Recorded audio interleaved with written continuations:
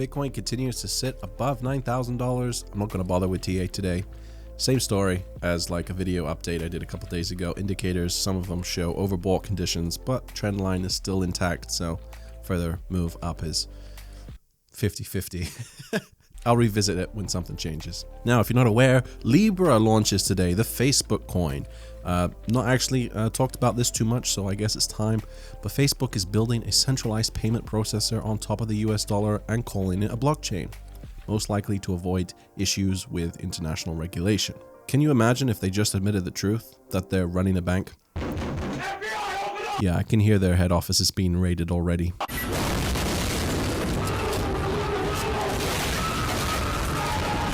Now, credit where credit is due. It does have the ability to onboard billions of users for cheaper and more scalable than even Visa could. If a bank account is opened as easily as a Facebook account is, it could wipe out the currency of third world countries. Just expect them to be worse than even banks are with their authoritarian nature, as Facebook tries to suck up to every political movement and international government possible. And there is 0 point comparing Libra to Bitcoin, unless you want to see how good Bitcoin actually is. Settle down, class. Settle down. Shut up. My psychologist says loud noises are bad for my schizophrenia. Anyway, can anyone tell me what is different, or which one of these two is censorship resistant, apolitical, decentralized, censorship free, did I already mention that, and does not spy on you? Ooh. Yes, you. Libra. Get out. The majority altcoin bear market continues in an effort of transparency. I did buy back into BNB last night. I still need those 500 tokens for the maximum number of lottery entries. But we have another indicator today of just how bad this altcoin bear market is. Or good if you are loving it. Ripple takes $50 million stake in MoneyGram in push to deploy XRP. So they announced a partnership not with a bank, but with a legacy money transfer company. The type of company you might have realistically expected XRP to replace. But anyway, they heavily bought their way into the partnership, offering over 150% premium on market price for MoneyGram shares. And in exchange of getting the shares, obviously, MoneyGram will start using XRP, the token. Very nice. The stock on the day jumped 100% for the company. The coin itself did very little. A little bit scary for bag holders.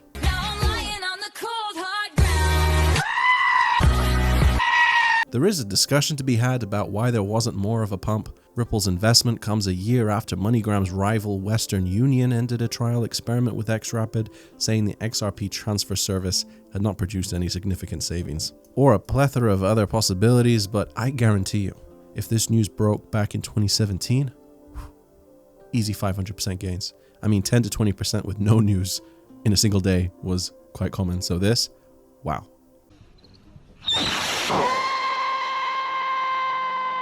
But yeah, Bitcoin is absolutely crushing it right now. So during this altcoin apocalypse of a market, I'm interested in almost nothing other than Bitcoin. I think most people aren't interested in anything else, except for arguably out of the top market cap coins at least. BNB, Chainlink, Litecoin, maybe a couple others. And of course, no, not this coin, but something similar, Satoshi's Vision. But you hate Satoshi's Vision, you hypocrites. You meme on it all the time. I mean, how can you not? Here's Craig recently slipping up when talking about the Bitcoin white paper. Back in 2008, had this section on how identity worked in Bitcoin. I remember reading it, probably when I wrote it. Hilarious stuff, man. Keep it up. I feel like I keep having to clarify this, but memes? Financial advice. It's amazing how many people will conflate the two. Like, if I meme on Bitcoin, does that mean I don't like Bitcoin anymore? And in almost every other video, someone is bitter about me being a Cardano shill. Like, it was a joke. All of it. SegWit, Lightning Network, off-chain solutions. It's all true. What? We will have none such tripe on this channel. Don't talk to me unless it's about Cardano. I guess the Brits have the highest level of sarcasm amongst the highest in the entire world, so maybe it's my own fault for it not being more obvious. But speaking of my favorite coin in existence, Cardano Daily has your back. Giles Hoskinson, praise be to the man. Update on testnet. We are doing a rolling release this week with some of the stake pool task force, getting emails today and tomorrow, and then following this with a general release on Friday with a new website. What's this? It's good. It's good. Very good. Shelly is coming. Proof of stake, smart contracts, etc., etc. Nice. Anyway, back to SV. Why am I interested? Well, I've always stated on-chain scaling is fine. Have at it. I do not like Craig as a human being, but that's got nothing to do, really, with my interest. In fact, my interest probably isn't at all what you expect. I don't care about a Bitcoin replacement. I mentioned in yesterday's video that I think a store of value with little utility in Bitcoin is more than enough probably to beat out all crypto competitors. My interest stems from this ongoing lawsuit. I haven't mentioned this before yet, so in case you don't know what's going on, Craig Wright is involved in a federal lawsuit in Florida over $10 billion. It's movie-worthy, really, $10 billion.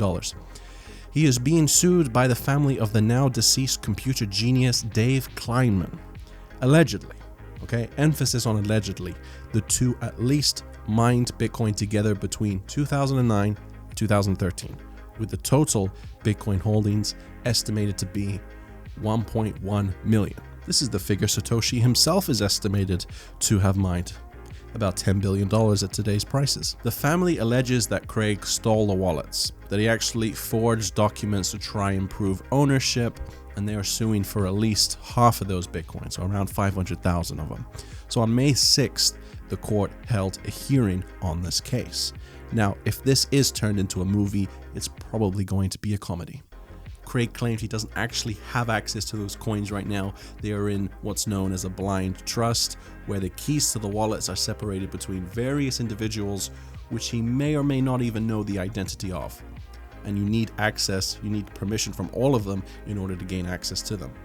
Of course, the court was having none of this. There's a lot of spelling mistakes here, but basically, you realize it's incredible that in 2011, your client transferred potentially billions of dollars in Bitcoin to people you don't even know. You understand that, right? So the court gave him up until yesterday to provide evidence of all the Bitcoin he's mined up until 2013 and the identities of these individuals in the blind trust, or face contempt of court, which carries a penalty of a fine and jail time. In other words, the court is demanding Craig provide evidence he is Satoshi, and Craig provided the evidence. So the self-proclaimed Satoshi has now officially submitted information that these 1.1 million Bitcoin are rightfully his property. Now the documents are sealed, so unfortunately we don't have access, we can't review them yet, and no doubt tear apart his so-called evidence. But who actually cares about what happens to this guy? I know, I don't really, but it is mesmerizing to watch, even if I wouldn't usually be interested in it.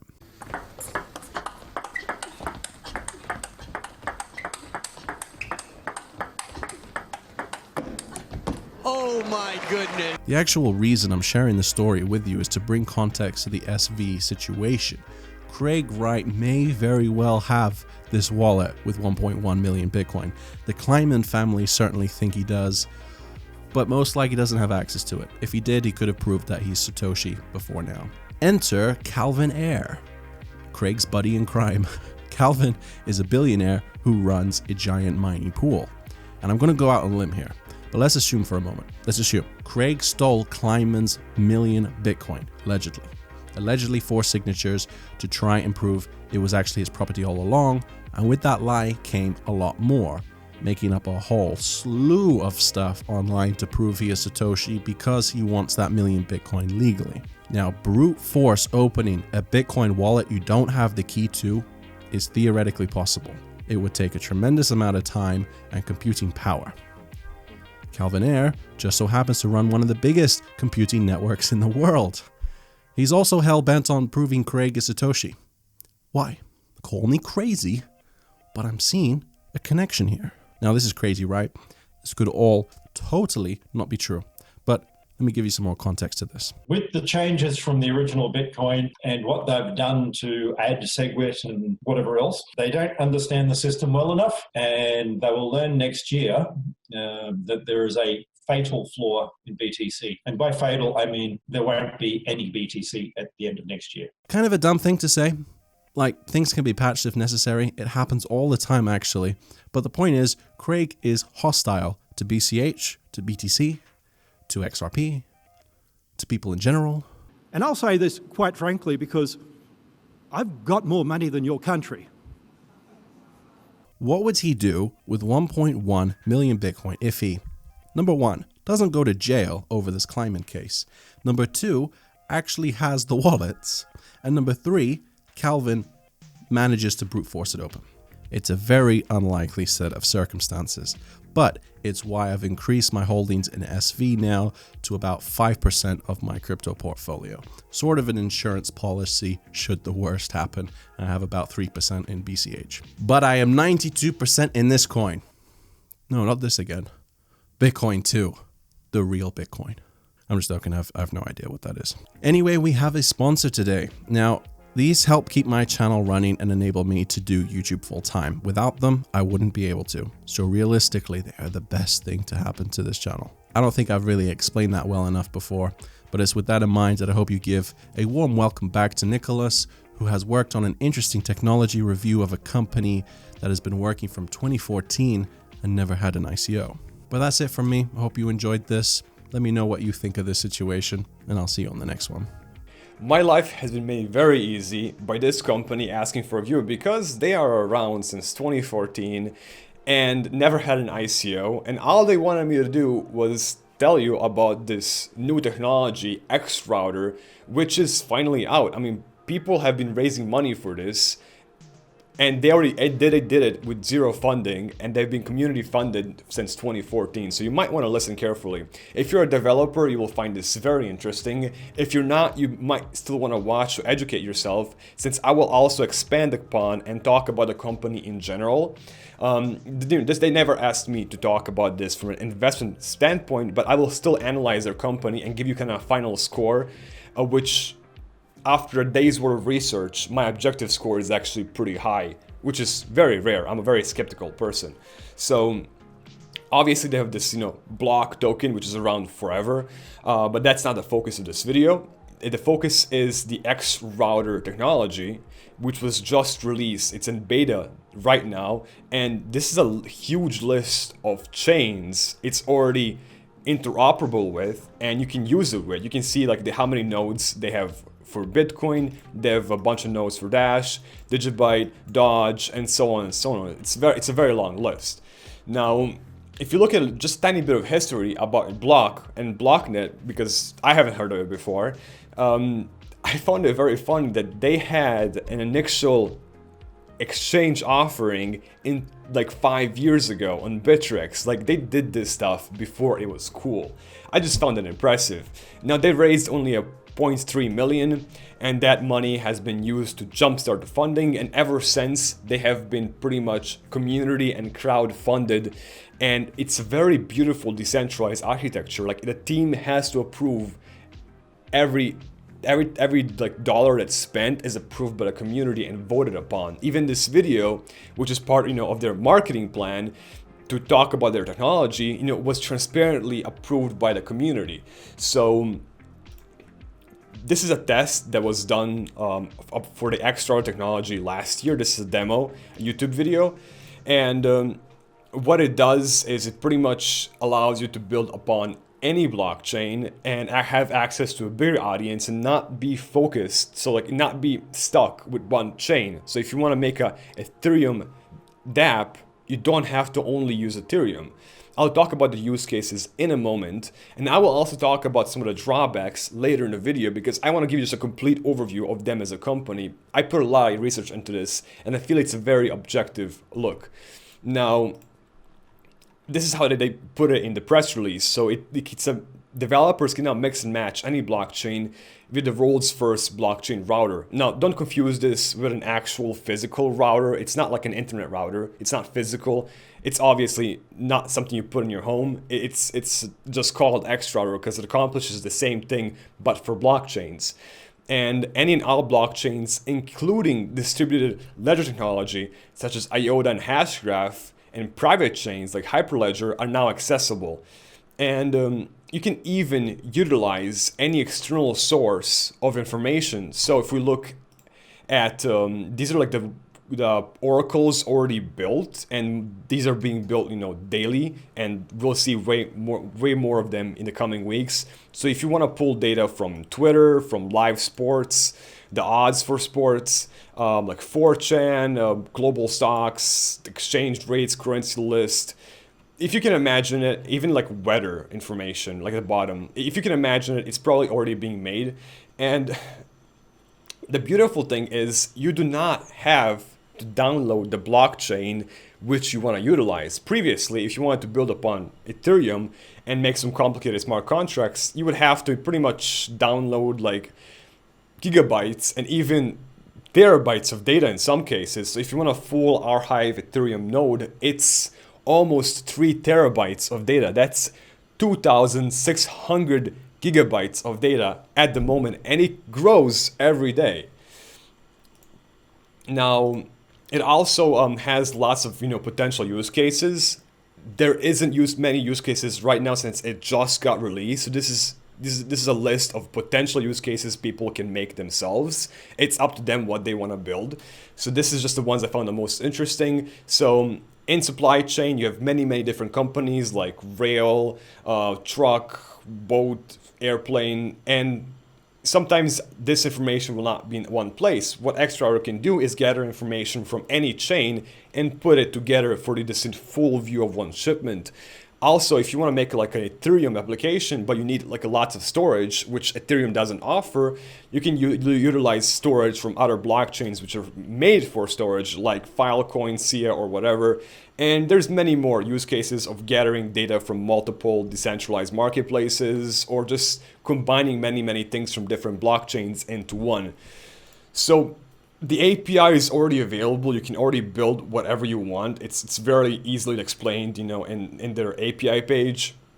However, I want to also focus on some kind of potential drawbacks, just I thought of looking at them, from very objective opinions. So even though they are open sourced and it's very unlikely they will see like a huge bug, I just want to remind people that it's hard enough to secure one blockchain. When you combine many, in my opinion, you're probably making the security issues exponential. So we all seen what happened with Parity, and one issue and one small bug in a code can cost people hundreds of millions of dollars, right? So I'm not saying this is a case with them because they're open source and makes things a lot easier. I'm just saying, like, people have to be careful, especially when combining lots of new technology. Also, it's hard enough to get experts in one blockchain. If you want to build on multiple blockchains, you'll have to find an expert which knows all of them or multiple of them. And it's hard enough to find an expert for one, so it's now even harder to find an expert in multiple blockchains. So it's going to be an issue whether people can actually find the talent to develop this, right? Also, this is a question I personally asked, and I Googled it, and I was surprised that nobody else asked this question in a long time or ever. Like, there is barely any results in Google, which is rare. So what if they are too decentralized? So we know that Blocknet as a company has a very decentralized governance model. I think it reminds me very much of how BitShares works. Like, everything has to be voted on the community. What if this is going to slow down their innovation too much, and maybe some centralized companies will just be faster to make decisions and outpace them? And it's just me thinking very critically. I'm not saying decentralization is a bad thing. I'm just saying, what if it's too decentralized? Will it slow them down as a company? It's very beautiful that they're community driven. I just want to look at this, from an objective perspective.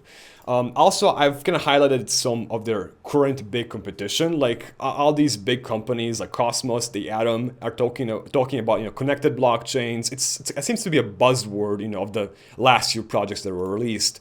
Also, like bridging, smart bridge technology of internet connected blockchains. We also have like a Walton chain, so that was ARC. We also have Walton chain talking about this cross chain technology.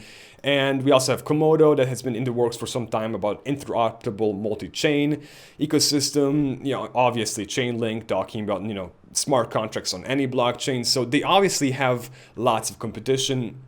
So knowing all this information and doing all this research, I want to give you my final score for them as a company. Now, one thing is for sure, that Xrouter definitely did surprise me. Technology is there, it's working. I cannot compare it to their competition because I don't know what technology these guys have working right now. I'm not a developer, but it's very rare that somebody has technology released right now and it's like you can do so much with it. So you should take that definitely away from this video and do more research if you're a developer yourself, because this is only 1 day worth of research in this one video, and it may not be enough for you to make a better decision. So overall, my conclusion is that them as a company is amazing because the whole foundation is decentralized and they're even open sourced. It is as legitimate as companies get since they're around since 2014 and they have no ICO. Their competition is very high, and that worries me personally, but I don't know at what level of development their current competition is because I haven't researched all these projects extensively one by one, and I'm worried about if their philosophy is too utopia-like. What if it's very decentralized, but what if it's too decentralized for them as a company? Will a very centralized company, like Binance, just stomp all over them? I mean, Binance is not in the same business. I'm just using Binance as an example because Binance is considered a very, very centralized exchange, yet it's very successful, right? So overall, the Xrouter technology is in beta. It's finally available to anybody to develop whatever they want, and you should try it out. And as a final score for BlockNet as a company, I just want to give it a really strong 4 out of 5 because I was personally impressed. And obviously this video has been very, very short summary of my day's worth of research. If you want to watch my entire recording, which is way longer, I will post it on my channel and you can have, a little extra research and open some links in the description if you want to learn more about this technology. And I want to thank you for making it to the end of the video. You're awesome for watching Crypto Daily's videos. You should definitely subscribe to him if you haven't, and definitely have notifications turned on because I personally love his videos and it's an honor to work with him. Thank you for making it to the end. You are awesome.